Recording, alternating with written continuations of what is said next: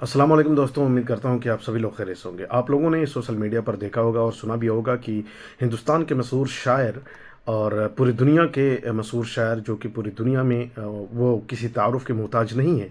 और आप लोगों ने सुना होगा कि वो मशहूर उर्दू के मशहूर शायर थे, जो मुनव्वर राना साहब 71 साल की उम्र में हिंदुस्तान के शहर लखनऊ में इंतकाल कर गए हैं।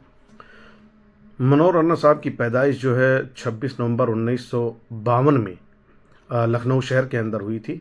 और 1947 में जब हिंदुस्तान और पाकिस्तान का बंटवारा हुआ, उस दौरान मनोहर राना साहब के ख़ानदान अहल खाना जो भी थे वो हिंदुस्तान छोड़कर चले गए थे, लेकिन इनके वालिद मोहतरम मनोहर राना साहब के वालिद मोहतरम ने हिंदुस्तान छोड़ना पसंद नहीं किया। इन्होंने हिंदुस्तान को ही पसंद किया, हिंदुस्तान में ही रहना पसंद किया। मनोहर राना साहब के बेटी समिया राना के मुताबिक उनके वालिद मोहतरम की तशवीशनाक हालत के सबब उन्हें वेंटिलेटर पर रखा गया था, मगर वो अपनी जान की बाजी हार गए।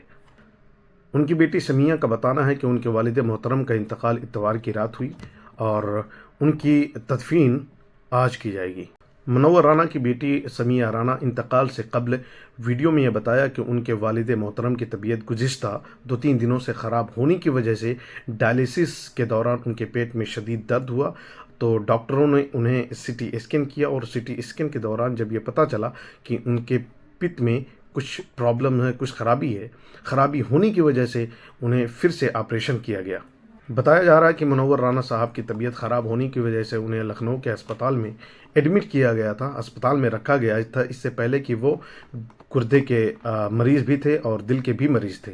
मुनव्वर राना साहब मुशायरों के जान हुआ करते थे। मुनव्वर राना साहब की बाज़ गज़लों ने पूरी दुनिया में शोर मचाया है और दाद पाई। मुनव्वर राना साहब की एक गज़ल, एक नज़्म, उनकी एक नज़्म है शुबदा के लिए सन 2014 में शाइस्ता एकेडमी के तरफ से एवार्ड से नवाजा गया, जबकि उनकी एक नज़्म माँ पर जो उन्होंने पढ़ी है वो बहुत अहम और बहुत दिलकश है, जो लोगों के दिलों को झंझोड़ के रख देती है। वो शेर, वो नज़्म क्या है, वो माँ का नज़्म जो उन्होंने पढ़ा है वो क्या है, कुछ इस तरह से उन्होंने बयान किया है। जो इन्होंने नज़्म पढ़ी है माँ के ऊपर, ये नज़्म मशहूर नज़्मों में शुमार किया जाता है।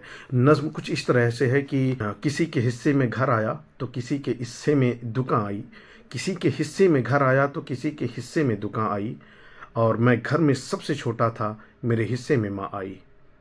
उन्हें अल्लाह ताला मग़फ़िरत फ़रमाए और अपने हिफ्ज़ व मान में रखे और उन्हें जन्नत में ऊँचा मक़ाम अता फ़रमाए।